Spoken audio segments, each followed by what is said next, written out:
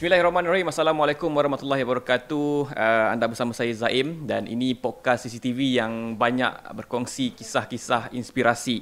Ini musim baru dan saya merupakan host baru anda dalam rancangan ini yang mana kita banyak membawakan tetamu-tetamu yang akan berkongsi banyak cerita-cerita mereka yang sebelum ini kita jarang dapat dengar di mana-mana platform media sosial maupun di media massa. Dan saya tak nak cakap panjang lagi kerana kita ada tetamu istimewa yang kita nak dengar banyak kisah beliau, dan saya bagi sedikitlah sneak peek lah orang kata siapa yang kita akan jemput. Beliau merupakan seorang pendakwah yang cukup terkenal di media sosial dan ini orang utara.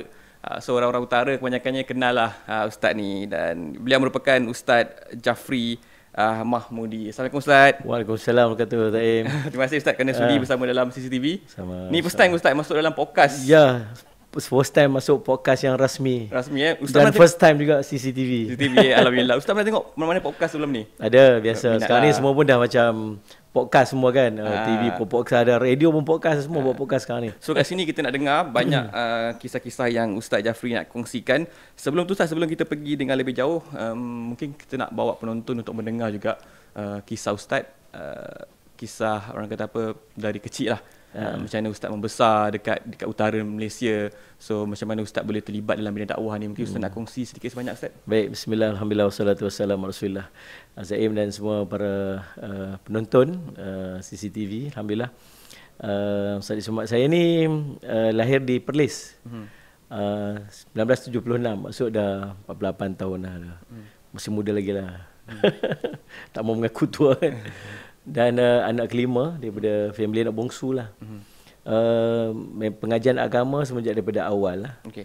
Sekolah rendah, sekolah biasa, tapi sekolah menengah tu dah masuk sekolah agama. Mak saya dan ayah saya ni sebenarnya inspirasi untuk saya jadi orang yang duduk dalam bidang agama ni sebenarnya ibu dan ayah saya sendiri. Sebab ayah dan ibu saya mengajar Quran. Okay. Di rumah tu kami dibesarkan dengan suasana pengajian Al-Quran. Pun begitu waktu sekolah menengah, zaman rock kapak kan. Dan hidup saya both side ni kira faham suasana dia. Kemudian saya menyambungkan pengajian. Kalau saya Muhammad, selepas daripada saya habis sekolah, saya mengajar sekejap di sekolah jadi guru sandaran.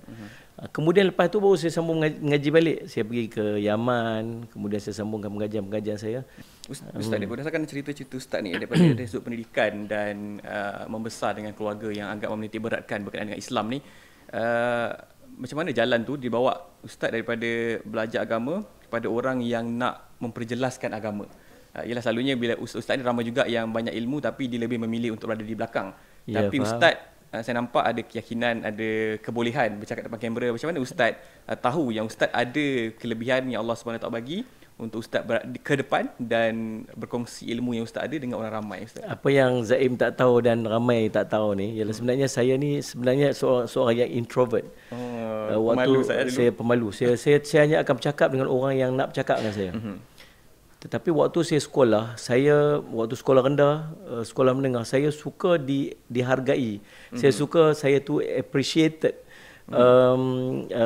Kalau dalam sekolah, saya mesti dapat nombor 1. Sampai satu tahap, saya disuruh untuk buat satu benda yang saya beyond, di luar daripada kotak pemikiran saya. Baik waktu tu, salah seorang daripada disuruh saya buat, saya kata saya tak mampu buat sebab saya bukan orang dia.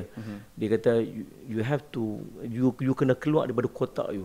Dan hasil daripada perkataan dia tu hanya yang simple itu, saya akhirnya saya ke depan dan saya start bercakap dengan orang. Dan saya rasa bila saya ajak satu benda dan orang tu buat, saya rasa macam saya sangat gembira. Dan itulah yang menyebabkan saya terus jadi macam mana saya sekarang. Jadi daripada teguran tu Ustaz dah menjadikan Ustaz yang sekarang dan yang telah banyak orang kata apa memberi banyak manfaat kepada follower Ustaz. Mudah-mudahan, serta banyak jugalah kita tengok Ustaz banyak keluar dekat TV-TV berkongsi ilmu yang Ustaz ada. Jadi itulah antara sedikit kisah Ustaz Jafri, dan kita sebenarnya banyak lagi benda yang kita nak berkongsi berkenaan dengan kepribadian Ustaz Jafri, tapi kita nak berehat dulu. Kita kembali selepas ini.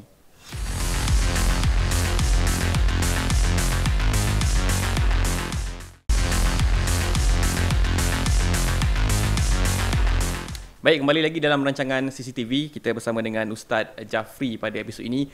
Dan tadi kita dah mendengar kisah bagaimana Ustaz Jafri membesar dalam keluarga yang menitik beratkan berkenaan dengan pendidikan Islam. Dan Alhamdulillah hari ini beliau telah berjaya menjadi seorang pendakwah yang dikenali ramai. Dan kita nak tanya juga kepada Ustaz Jafri, selain daripada menjadi pendakwah ni, yelah mungkin zaman kecil-kecil dulu macam tadi Ustaz kata siap join band rock kapak dan sebagainya. Jadi mungkin selain daripada pendakwah sebenarnya ada cita-cita lain, nak jadi polis ke, jadi bomber ke Ustaz zaman kecil-kecil tu, ada tak cita-cita yang Ustaz nak jadi selain daripada pendakwah ni Ustaz? Saya tahu tak, waktu saya membesar ni sampai ke tahap saya mengajar, saya masih mencari identiti diri tau. Okey. Saya masuk macam-macam line sebab saya tak tahu apa sebenarnya saya nak jadi. Dan so apa yang saya buat ni dia panggil play all game master of none tau. Saya sangat aktif dulu waktu saya muda-muda, sampai mak saya cakap kamu ni hutan dengan rumah ni dah macam rumah sama-sama je tu lah. Dan subhanallah saya cuba untuk cebur bidang perniagaan juga. Saya buka travel agency saya, pun saya rasa macam ini bukan saya. Allahumma salli Muhammad, macam-macam benda yang saya buat lah sebenarnya. Sampai saya cakap dekat keluarga saya kata saya tak tahu saya nak jadi apa. Sampailah satu tahap. Waktu tu saya quite established. Saya jadi general manager untuk international, syarikat international. Saya ada kelebihan sedikit berbahasa Inggeris, berbahasa Arab, sebab sekolah Arab dulu kan, sekolah agama. Lepas tu sampai, dan disebabkan syarikat itu ada deal dengan negara Arab. Jadi saya pun ditugaskan untuk membuka cawangan-cawangan dan buka hub di negara-negara Arab lah. Dan saya buat. Sampai satu hari guru saya yang saya mengaji dengan dia di madrasah dulu, dia call saya waktu saya kat Malaysia. Dia kata, kamu pergi mana Jafri? Sampai saya tak jumpa langsung sebab saya tak pernah miss kelas-kelas dia, kuliah-kuliah dia walaupun saya bekerja. Dia kata, kamu pergi mana Jafri? Dia kata, saya buat kerja ni, bawa perniagaan apa. Dia kata, kamu nak berjihad pun kena ada ilmu. Balik sekarang. Saya ingat saya pergi rumah dia pukul 11 malam, dia lecture saya sampai pukul 2 pagi. Dia kata, dia cerita tentang bagaimana kita ni sebagai seorang Islam tak hanya menumpukan kepada dunia semata-mata, tetapi perlu meletakkan ilmu itu sebagai landasan untuk kita bekerja. Dan only kita akan dapat hasil daripada bekerja, bukan sekat gaji tapi dapat juga pahala. Dia lecture saya, dan end upnya saya pergi ke Mekah. Waktu tu saya ada urusan dekat Mekah, kerja saya di Mekah, saya istikharah dekat sana. Dan istikharah saya tunjuk, saya berhenti kerja, saya tinggalkan kerja saya yang gaji agak besar itu, dan saya duduk dalam madrasah. Saya pindahkan keluarga saya duduk dalam madrasah, rumah kecil dalam pondok di madrasah tersebut. Saya khidmat dengan guru saya, bawa kereta dia malam-malam pergi kuliah. Kemudian saya duduk dekat madrasah tu, saya belajar dengan dia, dan saya diamanahkan untuk mengajar kitab setiap petang kepada pelajar tahfiz. Saya mengajar.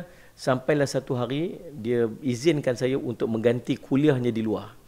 Dia kata, Jafri, saya ada kuliah, saya tak sempat pergi, Jafri tolong gantikan kuliah saya dekat luar. Ini satu, bagi kami penuntut ilmu ni, kalau guru dah izinkan untuk kita menggantikan kuliah dia dekat luar tu, dia satu pengiktirafan, dia acknowledgement. Dan alhamdulillah itulah kali pertama saya mengajar dengan jemaah di luar.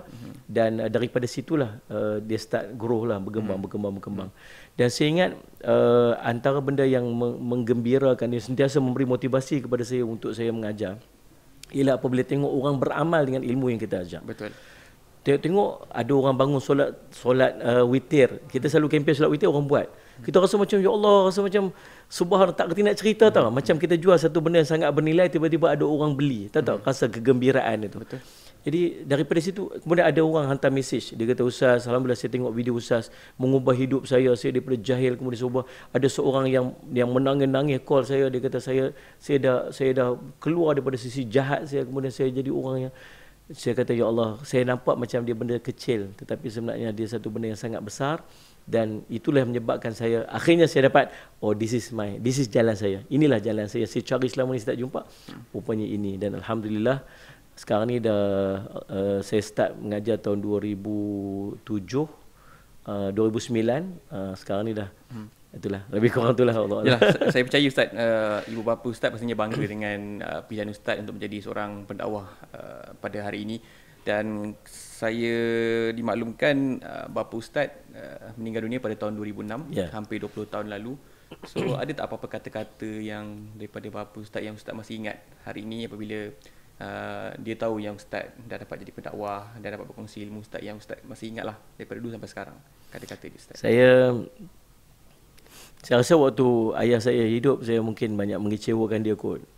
Dia tak mungkin saya tak capai apa yang dia hajatkan pada saya wallahu alam lah. Saya cuba nak bagi yang terbaik untuk ayah, ibu dan ayah saya. Ayah saya meninggal, saya Salih Muhammad, ini pun tak nak cerita ke orang, tapi nak saya berhenti kerja sebenarnya. Waktu saya sedang bekerja, waktu ayah saya kena sakit, saya rasa macam selama ni saya tak khidmat kepada ayah saya dan ibu saya dengan sebaik-baiknya, sedangkan saya anak bongsu, saya anak kecil. Bila ayah saya start sakit, dia diagnose cancer, saya tawakal, saya berhenti kerja, bawa anak-anak saya, keluarga saya, dalam keadaan saya tak ada kerja, saya tak tahu apa yang kerja yang saya akan dapat lepas pada tu. Saya balik ke kampung, niat matlamat saya nak jaga ayah saya.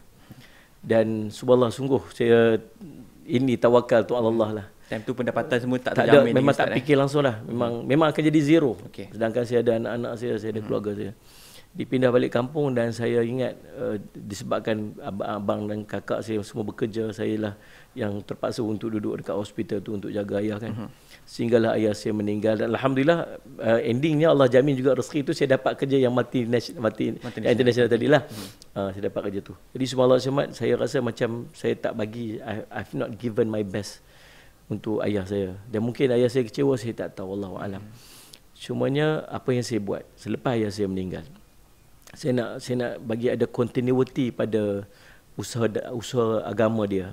Dia sebagai seorang imam dekat surau, dia sebagai seorang orang yang mengajar Quran.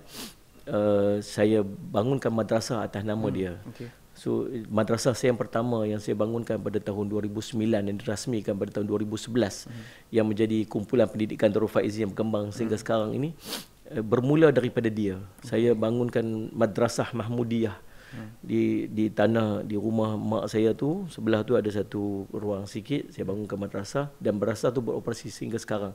Dan pada situlah berkembang. Dan niat saya, andai ada pahala daripada apa yang saya buat itu, semuanya saya semoga dia jadi kebaikan untuk ayah yang telah meninggal dunia lah. InsyaAllah Ustaz, insyaAllah. Jadi itulah dia antara kisah pengorbanan Ustaz yang sanggup meninggalkan pendapatan yang terjamin, berkorban untuk menjaga ayahnya, dan kita lihatlah hasil daripada pengorbanan yang dilakukan selepas pemergian ayah kesayangan Ustaz Jafri. Beliau juga meraih beberapa rezeki yang saya percaya cukup untuk beliau dan keluarga. Dan kita nak berehat dulu. Selepas ini kita nak tanya juga kepada Ustaz Jafri, sebagai pendakwah, apa cabaran-cabaran yang beliau hadapi pada masa kini, terutamanya dengan perkembangan media-media sosial. Sebagai pendakwah, apa yang beliau lakukan untuk mendekati golongan-golongan di media sosial ini, terutamanya golongan-golongan muda. Kita berehat sebentar, kembali selepas ini.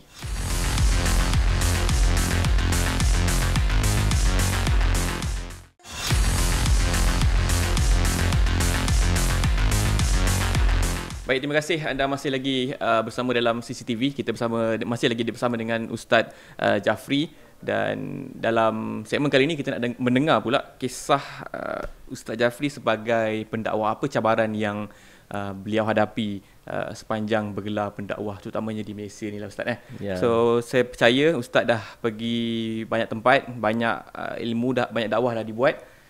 Apa antara cabaran-cabaran yang Ustaz tempuh selama bergelar pendakwahan Ustaz? Audiens sekarang ni tak sama macam dulu. Orang dulu biasa kalau kita cakap satu-satu agamawan ni dianggap sebagai orang yang menyampaikan sesuatu yang okeylah, tak payah QRI banyak-banyak lah kan. Betul. Tapi audiens sekarang ni adalah audiens yang berilmu. Kalau kita nak menyampaikan sesuatu, mesti dengan fact, mesti dengan fakta, mesti dengan hujah yang tepat, dengan sebagainya lah. Jadi kalau nak straightforward macam tu je, tak boleh. Yang keduanya, kita juga berhadapan dengan audiens yang tidak berilmu dan tidak beradab. Kalau sesuatu yang macam tak kena dengan dia, walaupun dia buat tu salah dan dia tahu kata dia buat tu salah, teguran kita tu jadi macam bahan untuk dia kecam. Dan subhanallah, saya ni jenis hati cepat koyak, saya hati tisu bio. Tak boleh, sebab tu saya tak boleh jadi ahli parlimen. Kalau jadi ahli parlimen, esok tu saya letak jawatan agak kan. Cepat tak boleh, saya tak boleh. Kalau biasa kalau ada macam bentuk-bentuk kecaman, saya fikir macam ni. Ilmu, bila kita sampaikan ilmu, jangan bawa satu benda yang menyebabkan orang berbalah. Betul. Faham? Allah suruh kita untuk menyatu padukan ummah. Tugas kita ialah untuk pastikan ummah ni bersatu. Jadi subhanallah, wa'tasimu bihablillahi jami'an wala tafarraqu, wala perintah. Berpegang teguhlah kamu dengan tali Allah, jangan kamu pecah belah. Jadi kalau orang berbaik-baik di antara satu sama yang lain, kita menjadi pencetusnya, maka kita jadi pahala. Tapi kalau dengan satu post kita yang boleh trigger orang, akhirnya menyebabkan orang berbalah dekat bawah tu, kamu maki aku maki hang dekat bawah tu, akhirnya kita menjadi pencetus kepada perbalahan tu, dan kita pula menanggung dosa dia. Maka saya mengambil pendekatan yang pertamanya, saya cuba untuk menyampaikan dengan perkataan yang paling lembut lah. Perkataan paling lembut ni pun dia hasil didikan guru saya lah kot. Dia cakap jangan kasar orang. Kita ihsan ini ialah bila kita meletak diri kita pada tempat orang tu. Ihsan kita letak diri kita pada tempat orang tu. Macam mana orang tu suka kita deal dengan dia. Kita suka tak kalau orang jerit-jerit kita? Kita tak suka. Suka tak kalau orang maki hamun kita? Kita tak suka. Maka kalau kita tak suka orang jerit kita jangan jerit orang. Kalau orang tak suka maki hamun kita, maka kita jangan maki hamun orang. So the other way around macam tu lah kan. Jadi saya selalu letak pendekatan saya macam tu. Pun begitu pun ada juga orang kecam cakap biarlah buat macam mana pun kan. Kemudian Allah Muhammad cakap dengan bahasa yang baik. Dan elakkan daripada trigger suatu yang menyebabkan pecah ataupun mencetuskan perbalahan lah. Kalau ada saya nampak ada start berbalah, saya akan delete lah komen tu, sebab saya tak mahu nanti akan berlanjutan. Ustaz, ialah cara berdakwah ni kalau zaman dulu secara konvensional, pergi ke masjid, pergi ke surau-surau, pergi ke sekolah. Namun masa kini banyak platform digital, TikTok, YouTube dan sebagainya. Jadi ustaz sekarang ni lebih selesa di sosial media atau berdepan dengan orang ramai ustaz apabila menyampaikan ilmu tu ustaz? Saya buat semua. Saya kalau Zaim ikut saya, saya join grup motor sebab saya nak dakwah pada grup motor. Saya beli motor. Cuba dah jual baru ni sebab rosak. Saya beli basikal sebab saya nak join grup basikal. Supaya saya boleh bercakap dengan orang yang kayuh basikal. Saya menulis buku. Dan azam saya setiap tahun saya akan keluarkan satu buku. Dengan harapan orang beramal dengan buku tu, saya tumpang pahala saya. Bila saya di-approach untuk program TV dulu, saya tanya guru saya. Dan guru saya sebut macam kalau kita boleh berjumpa dengan audiens yang lebih ramai untuk menyampaikan satu ilmu, kalau kita jumpa orang di masjid ada 20 orang, 10% orang beramal tu baru 2 orang. Betul. Kan? Betul. Tapi kalau kita bercakap dekat media, dekat TV, dekat radio yang penontonnya mungkin mencecah 500,000, 10% itu sudah 5,000 kan. Jadi subhanallah, maksudnya kita punya hasil kita ataupun lebih besar dengan jalan macam tu. So saya dengan rela hati, insya-Allah tak apa, tak bayar pun tak apa, saya okey sebab saya bukan nak saya nak ilmu itu dikembangkan. Betul. Kemudian bila muncul saja media-media sosial ni, sudah pasti kita rasa macam kita tak nak ketinggalan sebab ini jalan-jalan untuk kita menyebarkan ilmu. Maka ada apa saja jalan yang kita boleh sebarkan ilmu, maka kita akan dapat. Kita continue juga. Tapi kalau kita dengan adanya media sosial, kita dapat lihat banyak juga ustaz-ustaz yang muncul di media-media sosial ni yang kita pun tak berapa tahu berkenaan dengan latar belakang dia. Tapi mungkin ustaz ada nasihat kepada kita, nafikan benda tu bagus. Kita suka orang banyak berkongsi ilmu. Namun sebagai pengguna, kita perlu bijak menilai ilmu yang dikongsi. Jadi mungkin ustaz ada tips yang patut pengguna media sosial ni ada untuk mereka menilai kandungan-kandungan, terutamanya berkaitan dengan Islamik, sebab kita mengamalkan benda tu sebagai ajaran Islam. Jadi apa tips kita sebagai pengguna sebelum kita nak mengambil ilmu yang dikongsi oleh seseorang tu ustaz? Saya cadangkan kepada semua yang mengikuti media sosial dan nak mengambil ilmu di media sosial, ada 2 peringkat yang kita boleh ambil. 2 peringkat penyampai. Yang pertamanya dipanggil ulama. Ulama ini ialah orang-orang yang punya capacity, punya kemampuan dia untuk mengeluarkan hukum. Pengajian dia adalah pengajian agama dan kita kenal dia sebagai orang yang ada pengajian agama secara sempurna. Maka orang ini layak untuk kita ambil hukum daripada dia, permasalahan hukum. Yang kedua ialah orang-orang yang memberi mau'izah, peringatan sahaja. dia orang biasa aja macam Zaim, macam saya, macam kita semua orang bertugas untuk menyampaikan ilmu. Dia tugas memberikan nasihat. Ajak orang untuk buat kebaikan, halang orang, bukan tunggu ustaz tu, semua orang boleh buat. Betul. Jadi semualah untuk orang yang macam, untuk peringkat yang macam ni kita boleh ambil sahaja, asalkan dia benda yang baik dan tidak menyalahi daripada syarak, kita boleh ambil. Tetapi saya nak peringat sungguh-sungguh, tolong ambil ilmu dan hukum daripada orang yang berkelayakan sahaja, supaya kita tak tersalah dalam kita memetik hukum. Itulah. Baik. Terima kasih Ustaz Jafri. Itu dia. Banyak hari ini kita dapat ilmu yang dikongsi oleh Ustaz Jafri, terutama dari sudut tips penggunaan media sosial yang saya percaya kita patut dengar dan ambil berat. Sebab ilmu-ilmu agama ni kita tak boleh pandang rendah, kerana ia akan memberi kesan dalam kehidupan harian kita. Bijak menilai, tahu siapa yang anda mendengar, dan jangan ambil bulat-bulat. Walaupun ilmu dikongsi itu, nanti kita rujuk balik kepada mereka yang pakar. Ataupun zaman sekarang ini banyak platform Google yang anda boleh tengok balik bahan-bahan tulisan yang pernah ditulis sebelum ni. Mufti-mufti kita pun banyak yang berkongsi ilmu-ilmu berkaitan dengan agama ini. Jadi nilai atau bezakan mana yang baik kita ambil, mana yang buruk kita tinggalkan. Terima kasih Ustaz Jafri kerana sudi bersama dalam CCTV. Sama-sama. Terima kasih juga atas jemputan. Sama-sama. InsyaAllah ada kita berjumpa lagi, dan kita harapkan apa yang dikongsi oleh Ustaz Jafri ni dapat memberi banyak manfaat kepada penonton dan juga memberi inspirasi, terutamanya kepada pendakwah-pendakwah muda untuk teruskan usaha-usaha menyebarluaskan ilmu agama yang mereka miliki. Terima kasih. Jumpa lagi dalam episod akan datang. Ini CCTV. Di sini banyak kisah inspirasi yang kami kongsikan. Terima kasih. Assalamualaikum warahmatullahi wabarakatuh, dan jumpa lagi.